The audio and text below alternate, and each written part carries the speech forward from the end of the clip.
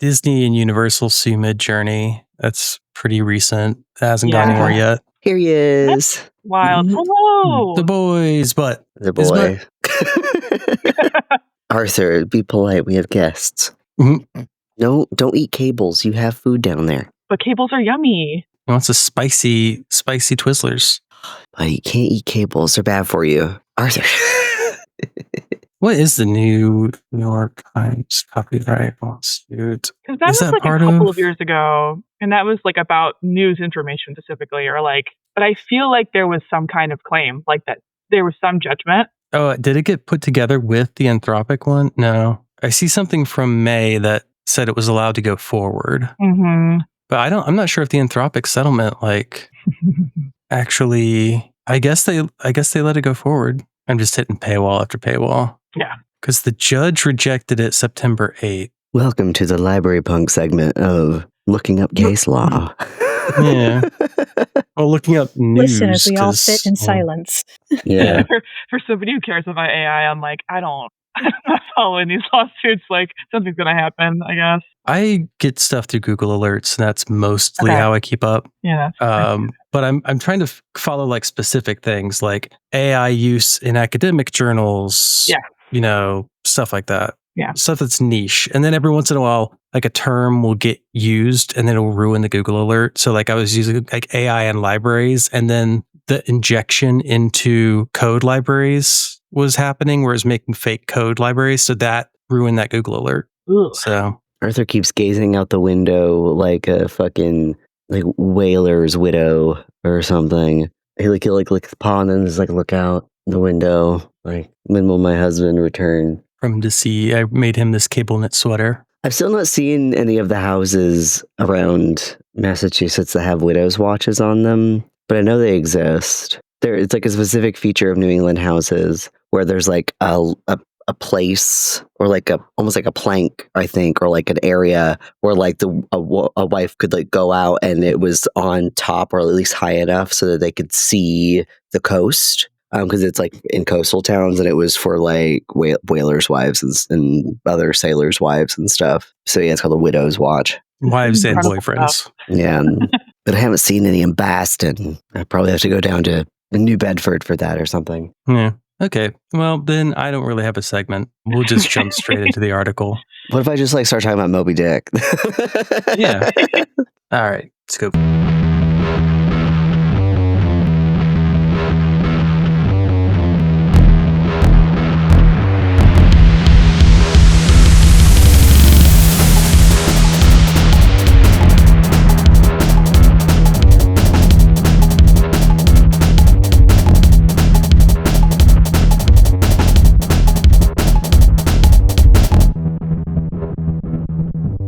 I'm Justin. I'm some kind of academic librarian, and my pronouns are he and they. I'm Sadie. I work IT at a public library, and my pronouns are they, them. I'm Jay. I'm a cataloging librarian, and my pronouns are he, him. And we have a guest. Would you like to introduce yourself? Hi, I am Kay. I'm a public library worker based in the Chicagoland area. My pronouns are any of them. Hell yeah. Let's fucking go.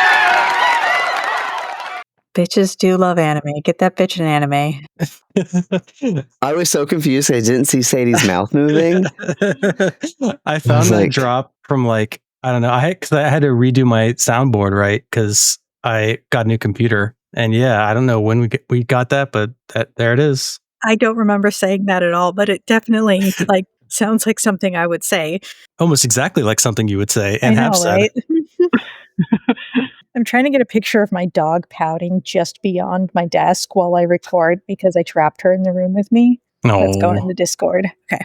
Beautiful. So welcome back, Kay. Yay. Second time guest. Third time guest, technically. You might have got picked up on the live show. I think so. Yeah. Because we handed you a microphone, didn't we? At some point? Yeah. Okay, yeah. I saw the transcript, but I just don't. Like, I'm not going to a little part of me, but I did, yes. It sounded great. Oh, thanks. Yeah, I'm still surprised it came out as good as it did. But that's having a good microphone for you. USB mics are tough. Great. I got really confused. the whole episode came good. Yeah, the room is good. It's like, no, we're surprised you in particular. Like, hey, no. So you've been working on a lot of things. We met up at ALA and you were showing me some of the stuff you were working on, but you've been working on this paper in library trends, critical refusal in the library against AI, critical refusal in the library, which will be linked in the show notes. So my first question is how did you start writing the paper and why choose to talk about AI? Yeah. I will clarify for listeners too. I'm recently out of library school. I finished in December of last year. So I did the ALA Emerging Leaders Program. Yeah, that was pretty good. We did a poster at ALA and we talked about volunteerism and core specifically. Don't worry, I did it too back in 2018. Yeah, it was an experience. I hope they do it again. Yeah, I met a lot of great folks through that program. But so I did a lot of post-grad, professional development work. Did that program, and then I rolled right into doing the Junior Fellows program at the Library of Congress remotely, which was Nice. cool. It was very fun. Everybody was really chill there. So I've been doing a lot of stuff in the last 2 years that has been engaged in projects. But before I was even into libraries, I did a master's in communication at the University of Illinois, Chicago. My track before libraries was really going to be communication studies, media studies. I did my master's thesis on deepfakes. That provided me with a lot of a context for this work and just the background understanding of what AI is and what's going on in computer science at the time. This was probably 2019 to 2021. So COVID happened. I applied to some PhD programs, didn't get into the ones that had funding. And I was I don't know what I'm going to do, but I obviously doing scholarship. So I took a little bit of a break from doing that, start doing library work. And then once I got back into school and learned about how there's a whole discipline of information studies and history that I didn't know about before. Okay, maybe this is I'm a little more aligned here in terms of scholarship and just my interests. Because deepfakes, the study of that in communication was a lot more about how are people experiencing deepfakes? What are the broader implications for politics, understanding speech and language, and that's fine. I think that's important work. At the time, it was definitely a sexy topic to talk about. But at a certain point, I kind of hit a wall just in terms of all of the solutions to these problems were regulation. Things were going pretty slow in terms of laws, people understanding certain things. Illinois has been pretty on the cutting edge of a lot of stuff, but Illinois has passed a couple of deepfake related laws since this is all kind of began a couple of years ago. And I'll provide context for that too. A lot of that was before deepfakes were part of the mainstream. So this is when they had that Tom Cruise deepfake or the Jordan Peele Obama impersonation one. So it was a pretty good experience, but I kind of got scared away from professorship. I was I don't know if it's a path for me. I don't know if I really wanted to teach. So I just following a bunch of people doing information studies work on social media. I saw the special issue call for library trends that was about generative AI. And I was I have a lot of knowledge that could be useful here. And I've noticed that a lot of people doing professional development trainings or just talking about AI, a lot of the stuff coming out of organizations was very positive, maybe even neutral about AI. And I was very confused about that just because that was not any of my experience studying that work before, especially communication. Everybody was very aware of harms, impacts, the violence of it all. So a lot of it was just me approaching it you guys being for real right now? This is really what we're being positive about? I was very confused. So I think the paper goes into a lot of touch points about why I think AI is harmful, just kind of on the surface, which we'll talk about probably later on. But I'm just trying to kind of coalesce all of the discourses, to use a fancy word, that I've seen about AI that are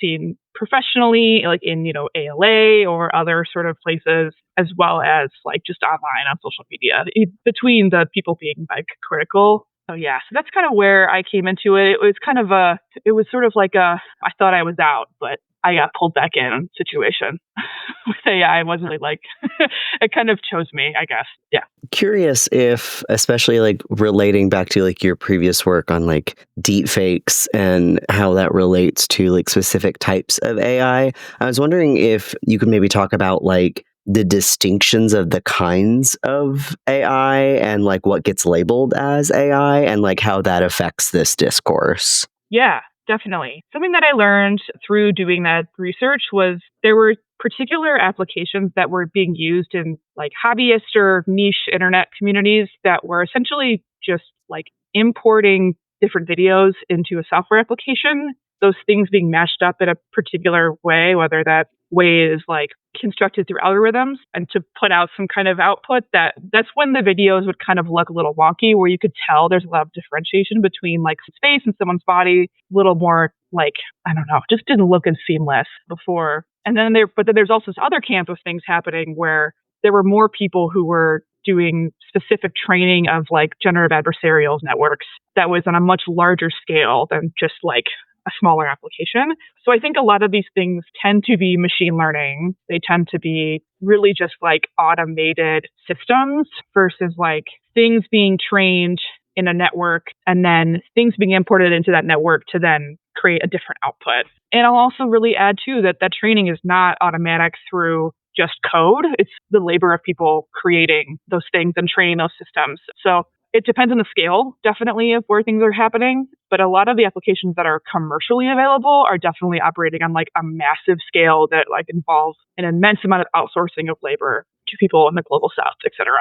So yeah, I mean, like a lot of like audio transcription is really just processing frequencies. Depending on how much that is really generative is just depends on the application. But when it is used, when the material is used to train to create other outputs versus just like adding effects, those are two different situations. But it's really complicated, and you have to like know a lot about like how computers work to understand like what the differences really are. Right. Like I know there's like a lot of OCR and transcription software now that it's like, oh, we're fancy AI now. But really it's just because it's pattern matching like algorithms and you have to like train it on like specific types of things. But that's different than like, I want you to output this brand new thing based on this like library that's of data that like consumed a lake somewhere.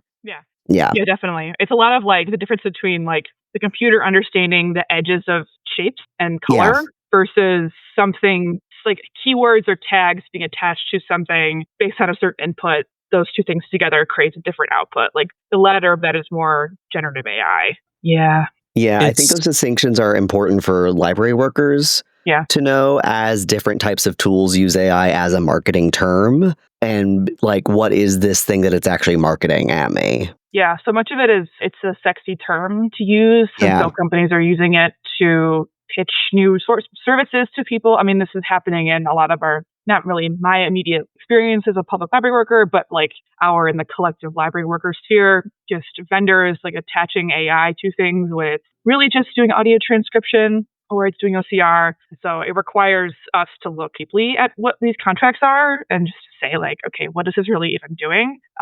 Emily Bender and Alex Hanna's book, The AI Con, is really, really great for just like thinking about approaches to all of these things. They're also really nice people, but they are just like really into breaking down all of these technologies in a way that it does the whole like, this is all math, sure, but like, what are the implications of this being math? Like, what does it mean for it to be algorithm, et cetera? So I really recommend that book for people. It's a really nice read. It goes through different spheres of work too. It talks about healthcare, talks about journalism, talks about like business, I think even marketing too. Yeah. So I recommend that if you're like, this is kind of a lot of technical information and I am needing some kind of like friendlier read that is from experts. It's also harder to keep up with what the technology stack is with some of these as they become more products, because like there's layers of software like GPT-5, I think it like uses an LLM to choose which LLM to use. Like there's like layers and layers of recursive compute. And so layers like, I think some of the audio editing stuff that I've used will do just voice recognition, but then run it through like a GPT and then go back and then change the audio to match the words it thought it heard. So I was also I was on another podcast and the guy does basically all of it automated, and just like random like fragments of sentences were just popping up from like a third speaker who wasn't there. It was just like creating audio fragments based on things that it thought it heard. Very wild. And he didn't remove them, which is strange.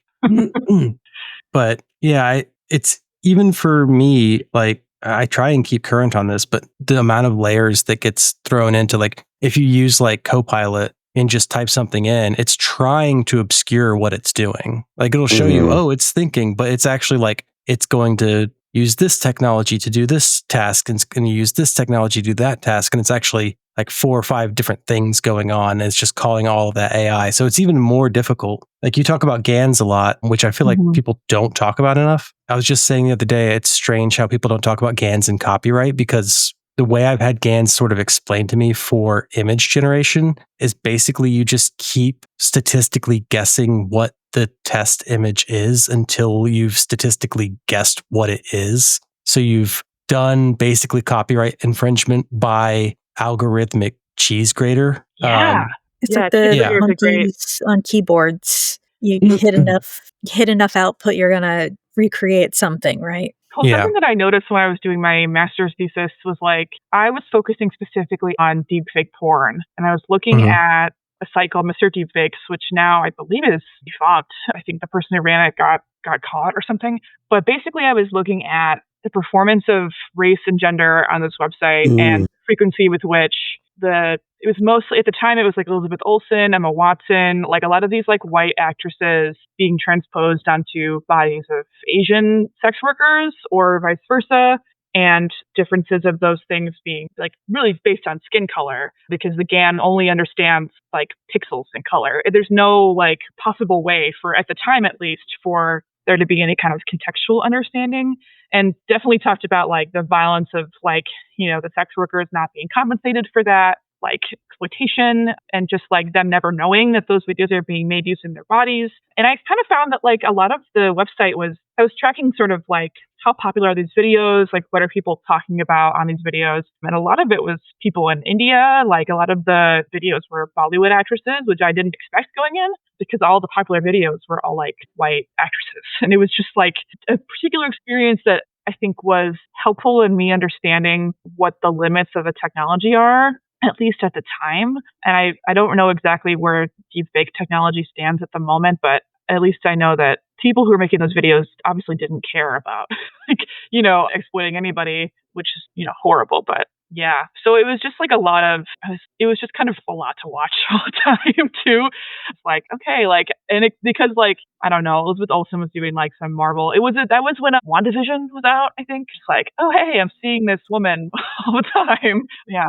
So, yeah, I remember seeing a lot of the ones with the actress from The Office. Her face was used a lot. Yeah. She was used, and AOC was also on it a lot, which that was also kind of, I don't know. I had a lot of like advisement from my people I was like working with in my department, just being like, well, think about like the political ramifications of somebody like AOC like being depicted. And I was like, I don't really, like, you know, she has the capital. I don't know. Like these women are just like, they have no compensation for what they're doing, like, or what's, you know, being displayed, how they're being displayed rather on these videos. So I kind of felt a little jaded after the whole experience of just like, when I realized at the end was just like regulation, or like things being like people having to self-identify as like the video being deepfaked, or some kind of encoding thing happening. Like I was just like, okay, I don't know if you are, but yeah. So that's my little deepfake story. Yeah. So in your piece, you talk about a piece that you were writing before this article, which was your piece that was about, quote unquote, AI literacy. I know it's in the article, but can you tell us the story of that editorial journey you went on? Yeah. So that was my colleague and I, coworker, collaborator, Claire Ong. Her and I have been doing a lot of programming about AI at our library and doing like public scholarship to some degree about trying to get library workers interested in critical AI. Her and I decided to pitch something to Professional Association magazine, and we wrote really about impacts, harms, etc., thinking about kind of what I ended up writing about in library trends, but trying to just elucidate for, you know, the public of this association. Here are people in computer science talking about why AI is harmful. Like, here are the resources that you might want to think about, direct to the source, essentially, and kind of synthesizing those things down. And then we pitched it as, I think the title was something like, something to do with like taking like critical AI seriously or something like that. Like it's something to do with like really naming that as the thing. And then we got the editorial sort of feedback back, and thankfully like none of the writing got adjusted, but like they were like, oh, we're going to call this AI literacy something inspiring, engaging, empowering. And I was like, I don't know why we did like called this. I was really confused, like, because I emailed the editor and I was like, I don't think this, like, AI literacy is not like a thing. Like a professor of mine at UIC, I think she's now at Michigan, Kashana Gray, is writing this piece about synthetic literacy. She had tweeted about it and she hadn't written anything about it yet. And I tried to sort of reconstruct this to this editor. And she was like, I don't know about all that, basically, and just like didn't take my change. But yeah, it was very interesting to see the willingness to sort of call this something that it wasn't, at least in the way that we had made legible. Like literacy is like, as I talk about like in the article, it has to do with like comprehension, understanding, reading something, synthesizing it in your own sort of self or with others. And that has particular meanings, understanding what those meanings are through just ingesting that and observing it. And it's different. Yeah, you bring up Stuart Hall. Love Stuart Hall. Yeah. Encoding, decoding model,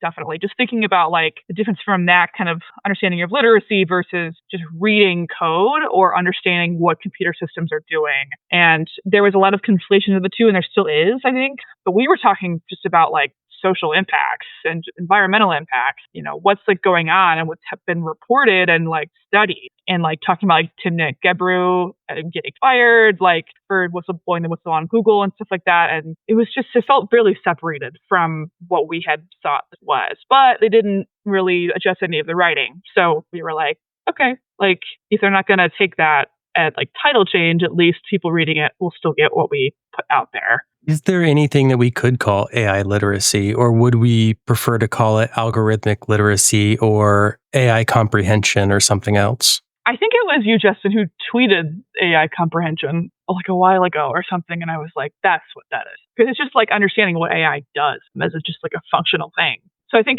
AI comprehension, algorithmic literacy feels to me at least a little more like understanding how code is working. But it just depends on the context, I think, because AI itself is like become this sort of packaged thing that is like separate from just the code. And most people are really far removed from the back end of things. I think it's difficult to say that it's algorithmic literacy, at least to me, but I'm really looking forward to Dr. Gray's article, I think her chapter coming out. I don't really know a lot about it, but she says it's synthetic literacy. So to me, that feels like an understanding of like how, when I talked about like deepfake videos, like understanding like what is happening in that situation, like understanding that there is a face onto a different body and like the speech is altered, and like viewing that kind of like alteration, understanding that as such.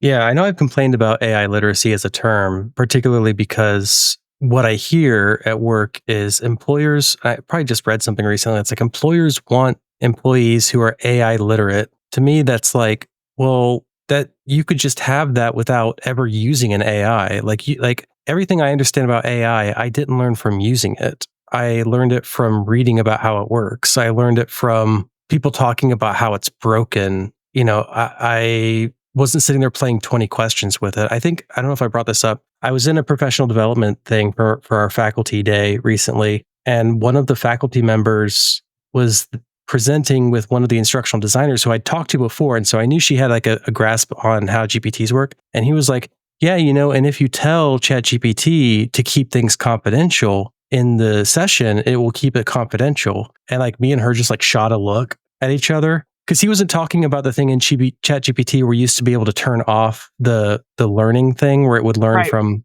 interacting with you. He said, ChatGPT, I'm going to paste my book in here now. Don't copy it. And it would say, okay. And he believed it. And this is a man with a PhD who teaches college students and was giving professional development to other faculty members. He doesn't understand something basic. They're like, this is a lying machine. And so, on the one hand, I understand why the term AI literacy is important, because it's like this man is illiterate and it's in a way, but it's also like he learned about it from using it, and that's not what he should have done. Yeah.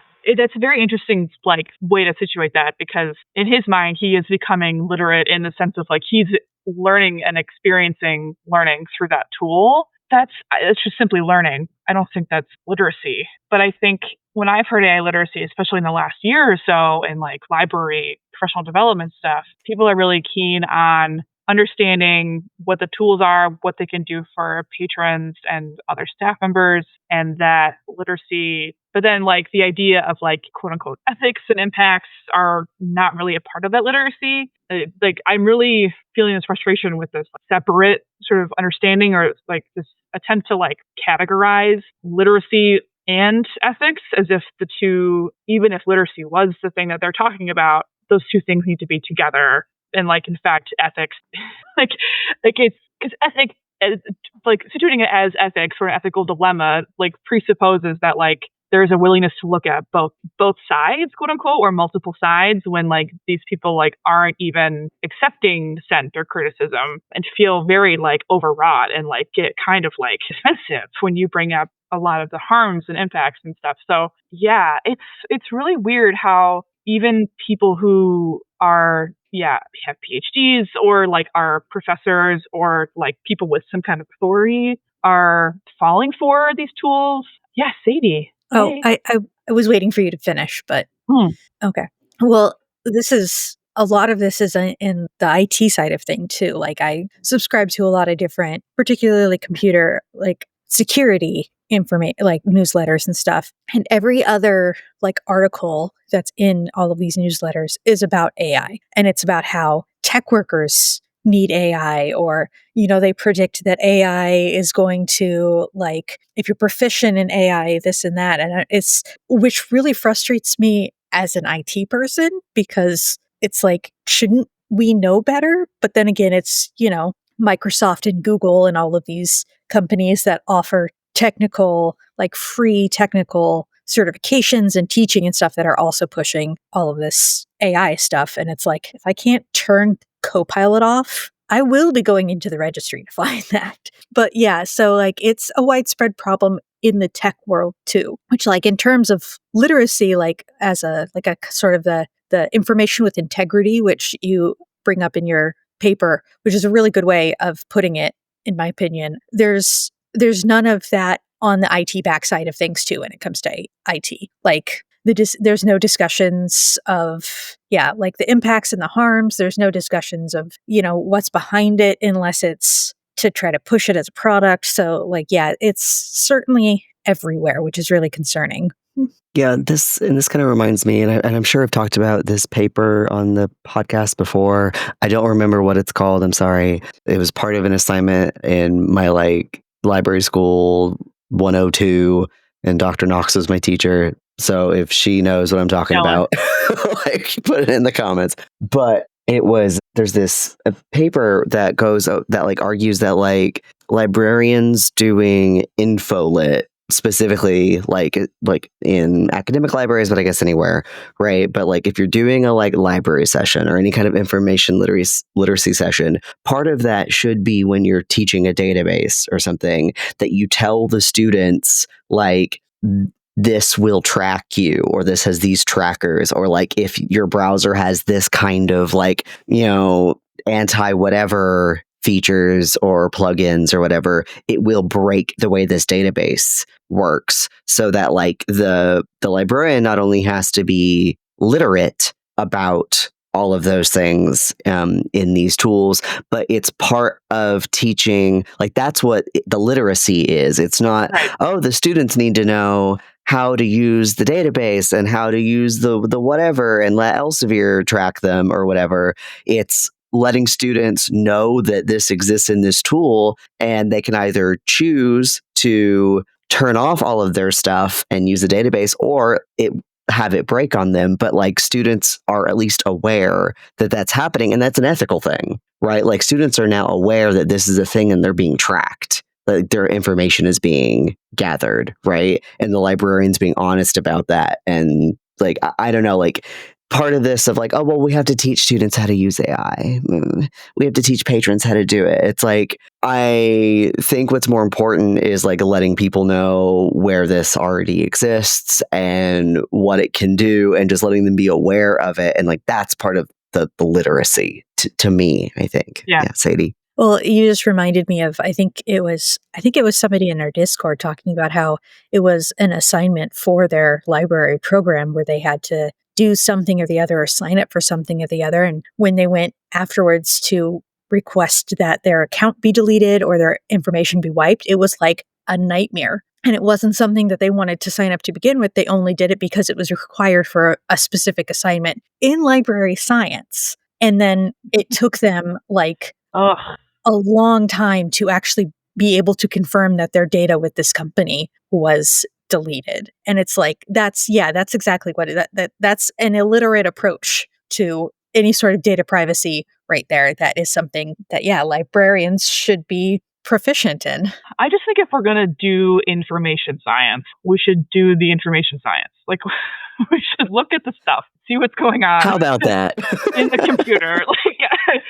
Like, which is it? Are we doing library science or information science? Like, it just makes me feel like I'm in the Twilight Zone, honestly. Derogatory. Yeah, I mean, it is kind of like you said, you had to discover the information science side of things because a lot of people treat that as theoretical or as stuff that like PhDs do. And librarianship is really pushed by practitioners. And something I wrote down earlier is like when you talked about the need to like embrace AI, there's a lot of ideology in libraries. Oh, yeah. That's why we have a show. But there's also like an insecurity. There's this constant insecurity that like librarians will be left behind. And it's been going on for like decades. Or it's going to take my job. Which, this has been going on from like the 90s where it's like we have to keep up with, we have to be cybrarians, that term in the 90s. We're going to become irrelevant, which is the thing I have heard so many times. It makes me want to bash my head against something. Everyone go watch Desk Set. And that's also the thing about, the comparison of like, you have to get on the AI bandwagon because it'll be like the internet. But the internet was implemented over decades. Yeah. Through like a lot of infrastructure. It's completely different. This is like saying everyone needs to get on with Microsoft Word because Word is the future. And it's like, well, there's Open Office and stuff. And this is one software. It's not a new infrastructure. It's just people trying to push you into Emacs, and you can do everything in Emacs, like check your email and tweet. Check your email in Emacs. I just find it really disgusting. Oh, that's good. I mean, I just want to hear from like who are like library leaders talking about AI and like we have to like get with it basically, or we're going to be left behind. And you're talking to officially like people who are in library school, recently out of library school, facing a really competitive job market, who are like really struggling to figure out how do I have a full-time job with benefits in a place that I like to work. There's already enough to deal with, like enough of burnout, enough problems, and we're adding this onto like, it's like, I think people should like, because when you frame it in that way, I think people tend to get defensive and they're like, well, we have to keep learning new things or whatever. And it's like, that's not what we're saying. Like, we're just saying that like, we shouldn't use the racism machine. Like, I don't want to use that. Like, don't use it. Yeah. Like, I think part of this, and I think I talked about this a little bit in our like Bib Frame Must Die episode, that like, great episode. There's such a problem with training and professional development, and especially upskilling among librarians. This is not a fault of the workers. This is a fault of management and library leaders, right? Because like, yes, things in library science and tech do change, and you should keep on top, like cataloging, it's shit changes all the time, right? Like we're always coming up with new ways of describing things. I don't know. But like, there's lots of development in the field and things we have to keep on top of. Like that's true. But like, there's such a problem with like, especially in tech services, for example, of people not retiring out of positions, or like once you get in a position, there's no career path. Right. There's no like, okay, I'll stay in this position and then eventually I'll get promoted to this position and then this position and then this position. You're kind of just stuck in your position. And if you want something better, you have to leave, and people don't want to leave. And then those people don't upskill because it's not provided to them. And so then you get all these hot, young, fresh, like library school grads who have all the new hotness and know everything, who are trained in RDA, and that's the only thing they're trained in, and they understand Ferber and Wimmy and all this shit, and they're fresh and they know these things, and then they're not getting hired because the people who aren't upskilled, like aren't leaving those jobs, so those jobs aren't available, and they're like, it's this whole cycle of like, yeah, like we should keep on top of things, but the people who know it aren't getting hired, and then the people who don't know it, their management isn't upskilling them and training them in order to keep them abreast of things, so that we don't have to use fucking AI, right? Like we can just be trained in other things and have skills. Like I think way more librarians of all ilk should have at least some sort of like skill or literacy around like basic coding or just like any kind of like IT skills, because you'll be surprised like how often it comes in handy. But like, because I'm the only person who knows anything about it in my department, suddenly I'm the person, right? Oh yeah. Right? Like what if more librarians like took like a Python course? If that was provided in library school or in training at all, like that kind of upskilling, it's just not happening. Yeah. Rant over. I would say it would be better even to not stick it to a particular language, but just a programmatic thinking. Yeah, that too. Course, because there are a lot of parallels between library work and that sort of thinking too. So like, yeah, a Python course, but if you just are memorizing the syntax, it doesn't help with the critical, like, this is how it works, so therefore I can do this and that, which actually is a lot more transferable to other coding systems. So totally. Yeah. I think just knowing how a computer works, like just really like, what is the hardware of this thing? What is RAM? Like understanding like these things, I think will really go a long way. Like honestly, like even public services. I mean, I worked in public libraries for my entire library career thus far. And I do a lot of one-on-one tech help with patrons. Yeah.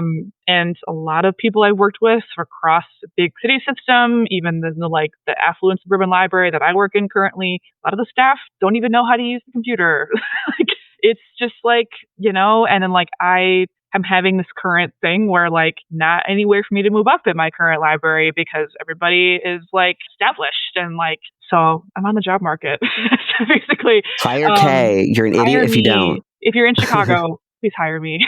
But yeah, I think it's so important for library workers to like I know coding is like this intimidating thing, but like understanding at least like how do you access the terminal on your computer, like know what applications are, what are file formats. Like I love talking to patrons about file formats.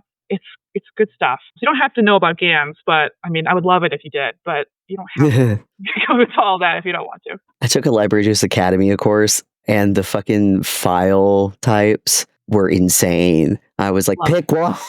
It was like insane.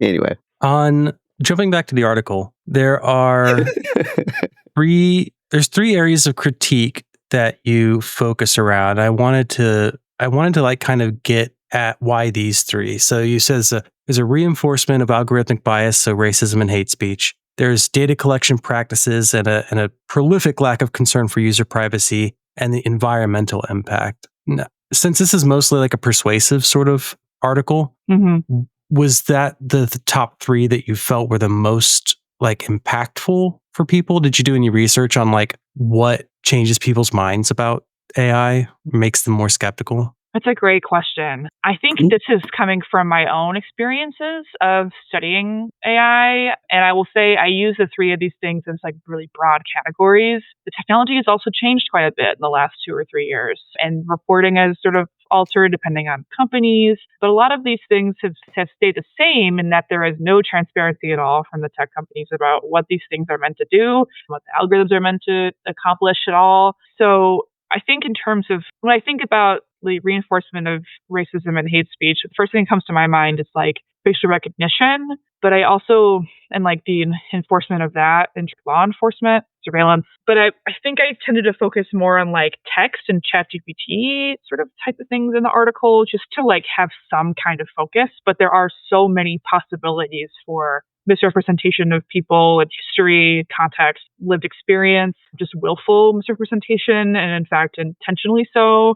And just like, I think I mentioned in the article, I don't remember if I do or not, but ChatGPT at least used to be able to say that it would not like produce hate speech, or that we're not gonna do this for you. And then like, it's so easy to break that, or so easy to just like do a couple of commands and unlock that from program. But I think that was ChatGPT. I don't know. So that is definitely like one broad category. Also, I think in that part, I talk about Tim McEbrew sort of being like, hey, you guys don't care about Black women or anybody who isn't white. Google is like, we don't care. Bye. So that was like sort of the social discourse surrounding that as well. Data collection, I mean, yes, like it's web scraping is such a thing that is, at least at the time, OpenAI was very open about scraping the web. I mean, this was pre a lot of the lawsuits, a lot of the copyright issues that were going on, which in the article, I don't take a stand because I am against private property as a concept, but I also to this point, I recommend Astra Taylor's book called The People's Platform. She has a good chapter on copyright. It talks about a lot of these issues that I think if I were to go back and add that citation, I would do that there. Just talks about the sort of different arguments of we know copyright is a way to control people's likeness, intellectual property, etc., and really, creates barriers to access. It also, in cases, ensures that people get paid for their work, and that's complicated. So because of that, I'm I'm not gonna claim here, or somebody else can if they want to. But in terms of user privacy, yeah, it's I think part of information literacy for me and for library workers is like Jay was saying earlier, people understanding the systems that work behind the technology. So the feds can very easily get access to information, things that you put into ChatGPT. I believe law enforcement can access to some degree if there's a warrant. Same thing with Discord. Same thing with the Meta platform, especially pushing it in the last week.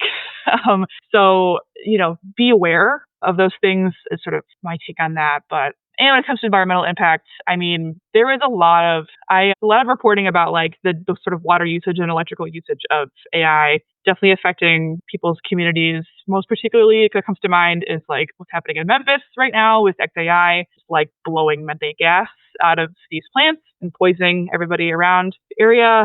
So that's sort of impact that hadn't happened when I wrote the paper. But I want to bring up this full anecdote about I went to a webinar last week that was about this new library book, generative AI. It's something about whatever. It's use in the library or something to that degree. And I asked a question in the chat about they didn't talk about ethics or impacts. And they said in the presentation, we didn't talk about this because we didn't want to get into all of essentially the messiness of it. And I was like, okay, at least you're saying that, but would love to see more, obviously. So, but someone one of the authors made this claim that being critical of AI was somehow reinforcing the traditions of librarianship because it means that we don't move forward or something or innovate. And I was like, that's not what refusal means. That's not right. And so I cited, environmental impacts and the outsourcing of labor, exploitation, et cetera. And then the other author was like, well, wait till you hear about the environmental impacts of cultivating beef. And I was like, oh, is that really how we're going to approach this argument right now? So I think there's more to be said to deconstruct those kind of arguments. But yeah, those are sort of my main three areas of critique in the article that I hope to expand upon in the future. Definitely looking at for future projects and current projects, thinking about data centers, their impact on local communities. In Chicago, we have data centers being built here that have raised our electrical costs 10%. No one consented to that at all.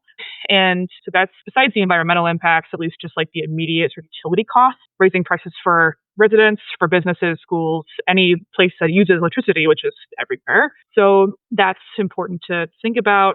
And also thinking about, as I've been saying, the data workers themselves who are actually training the information. And so I think kind of environmental also in the sense of nature, as well as just labor environment, the environment of people in society. If the AI booster says they got beef, tell him I'm a vegetarian and I ain't fucking scared of him. Can I please get that as a drop just so I can have it personally? That has to be a drop. It's my new ringtone. I thought you were holding that in too. Yeah. Oh, he had that one ready to go. Every time, just sitting there vibrating at frequencies that you can't see. What does a politics of refusal look like in practice? If we are saying that this is a refusal of AI, what does that mean we are facilitating in the meantime? Because there's a thing of like, it's acceptable to affix tech solutions to social problems rather than to make space for social solutions. So if we are refusal of this tech solution, what are we trying to make space for in social solutions? Or is that the wrong track? I think the like problems that I think AI is like, people think that AI is trying to solve is like burnout and like accessibility, things that like accommodations can be made in the workplace. People can make the choice to change how they conduct themselves. So I think agency is a big part of that. But I think obviously like, saying no to the technology, it's important that we understand too that like, I think we all do obviously, but just like everyone has a different context and material condition in which they're working in. And like, not everybody's going to get access to like that vendor contract discussion. So I think if you feel confident enough at work to openly say that you don't want to use technology and that particular technology and that you value, your human labor that you're getting paid to do, that's, I think, the first thing. I think Emily Bender and Alex Hanna in their book talk about the importance of understanding what are the actual outputs meant to be of the technology and asking questions of the people who are trying to put AI in the workplace. Like, what is this really meant to accomplish? Are there ways that we can actually step in and say, like, what if we changed our method of management or administration of this particular tool or, in the workplace? I think, at least as somebody who's doing like scholarship, I think like public scholarship is really important, making information readily available and accessible to people. So I was really glad that the issue was open access, just so that way people can actually learn about this and be able to share it with people. I think, there is a lot of space for critique, and it is kind of a hard situation sometimes. Like, I know sometimes I can feel very, not like afraid, but just like I'm getting into a capital S situation when I am faced with somebody who is like positive about AI, and I have to say like, hey, I don't agree with this. So I think, having agency and saying, hey, I don't like this, and that's okay. That's okay to not like it. Also, unionize if you can. Yeah, I was about to say, it's like I'm about to grab my microphone so tenderly and like, listener, I've got my arm around your shoulder, like, hey, buddy, how you doing? How's your day? Have you unionized your workplace yet? Yeah. Have you put a tech clause in your collective bargaining agreement yet? You can do this. You can refuse through unionizing. You can do it, I promise. Yeah. And if there's like in your workplace, if there is a situation where you may or may not get fired for trying to organize, if there's a risk there, I say to, talk to your peers. Like, I don't be socially engaged. Like, say like, hey, here are some resources. I'm just thinking this is kind of weird. Trying to have conversations with folks, I think, is really, really important. If you can't necessarily get into like a proper bargaining agreement, but try if you can. It would be amazing. In Carolina, they do meet and confer because you can't have collective bargaining in public service in North Carolina and in a lot of the South. Meet and confer is something you can absolutely do, and it works. Also, if people are afraid of organizing, or all organizing, no matter how big or small, is literally just about one-on-ones. Like, that is the core of what organizing is can you talk to another person? If you can't, learn. I'm tired of people going like, I don't know how to talk to people. Learn. You can, I promise. Please. We talk to people all the time. Like, I'm so sorry. Just do it. Like, oh my God. So bad at that. I understand. Everyone has their own capacity too. Like, sometimes I can get too like air sign with it, where I'm like, everyone's valid. But I'm trying to be like, I'm in like, no, you're not. No, and that's okay. It's just like, but I like, so just for like, I have been in like substance like circles, like substance use circles, and like the idea of like meetings are just sort of like you and somebody else in the room. Like, it's really the same kind of concept of like, just because there's two of you doesn't mean that like there's no other group involved, that you can't just have a discussion and talk and try to find community online if there's nobody like physically near you. There's plenty of people who are very open about being critical of this technology. Yeah. So I think there are definitely ways, at least in terms of like collective organizing. I will say too, there are a lot of like data workers organizations that are specific to resisting exploitation, especially the Tech Workers Coalition, as well as the Data Labelers, I think, Association. Let me find the link. But those are people who are like data workers who are actually like doing content moderation and like annotation, and like who are being affected by AI in a very real physical material way. Are those the people in like Kenya who unionized? Or I think so. Yeah. I remember when that happened. That was dope. And this has been K&J's Union Corner. Yes. There was another book that you recommended a couple of minutes ago. I think it was a book, but I didn't quite catch the title. Ooh. It wasn't the AI Con. Yeah. Maybe I'll just have to go and actually listen to the episode. No, that's okay. If it's gone, I was just... If it's not, it's Data Cartels by Sarah Lambdin. That's what it's probably. Shouts out Sarah Lambdin. Yeah. Friend of the pod. We know you're listening, Sarah. Hi. We hope you're listening, Sarah. Thank you so much. Yeah. You're so cool. Anyway. Yeah, you mentioned access to information that has integrity. Yeah. Which is something I took a note of. I can't remember which section of the paper that was in, though. It was closer towards the end, I think. But it was one of the ways in which we can talk about the value of librarianship in response to AI, because there's the information that you get out of an AI is like non-repeatable and it's non-reversible. So you can like ask it who's Tom Cruise's mother, but if you type in like Tom Cruise's mother's name, it's not going to like, if you say like who is the son of Tom Cruise's mother's name, it might not give you the answer because it's not a database. So you can't do like back and forth searching and then retrieving information because it's not structured in any way. I'm curious how we like talk about information integrity, because I feel like in the current climate, it's a very difficult subject matter to get people to care about because there's this sort of nihilistic approach to information. I empathize with this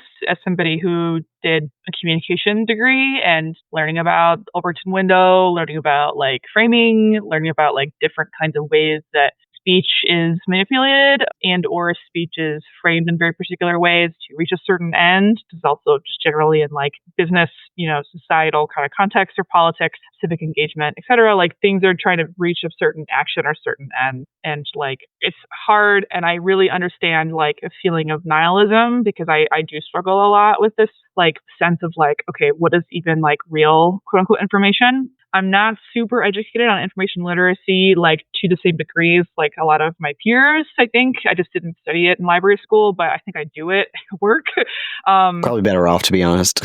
Yeah, like I don't know. I saw that framework and I was like, okay, that's sure that's something.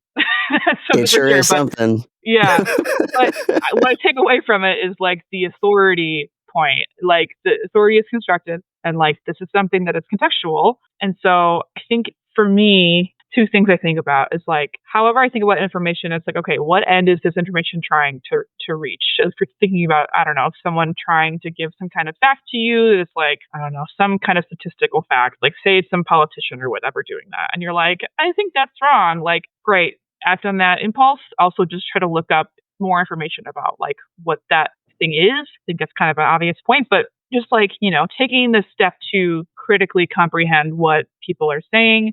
Also thinking about integrity. I think also when I was writing it, I was thinking a lot about like file integrity and like the literal like metadata of files.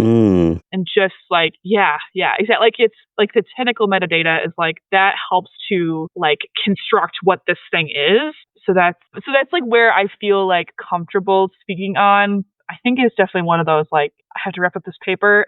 This is a solution that I'm thinking about. But yeah, I really like the idea of being able to track where information is coming from and understanding what is this meant to serve, who is saying this, what is their context, why are they saying this to me in this particular moment? Like, what is the goal here? Like we were all saying before about, like understanding what the vendor's goal is meant to be. Like, surely to some degree, they are trying to provide a service, but that service is going to come at the expense of our money, right? So, like, what does that really impact? What does that really mean for us? And what is the, like, power dynamic there? So, thinking about power and, like, the role of that as well as possibilities for framing and, like, an intent to, a lot of things are going to intend to, like, mislead people and provide, and also increase engagement, as we've seen, obviously, in the last many years of just being on social media.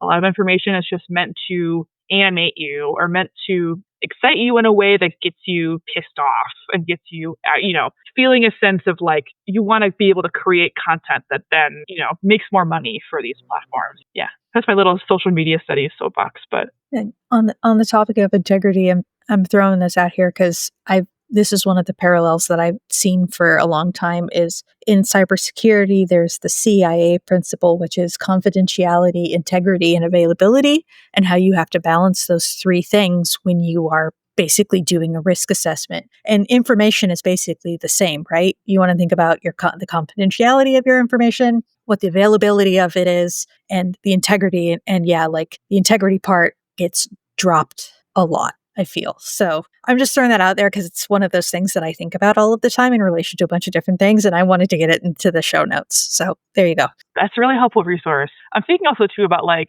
subjectivity in information and like the importance of like thinking critically about like the person themselves, like conveying information to you, and where they might stand with an institution or a sort of infrastructure, and how that frames speech. I mean, I think about this a lot with like going back to like library leaders and AI. It's like I think a lot of people are feeling a sense of like, if I don't parrot this talking point about AI, then like I might not get a job or I might not like be accepted. Like, I think it's really about belonging. Like, I think it's about, because when I talk about this with people or when I think on social media or whatever, and sometimes I feel like there is this sense of like, well, the cool kids don't like AI and like I'm not a cool kid and that makes me feel bad about myself. And it's like, okay, like we're adults. Like, I don't know why this is happening. Like, yeah. So I just sometimes I think there's a lot of ego and like emotion affect involved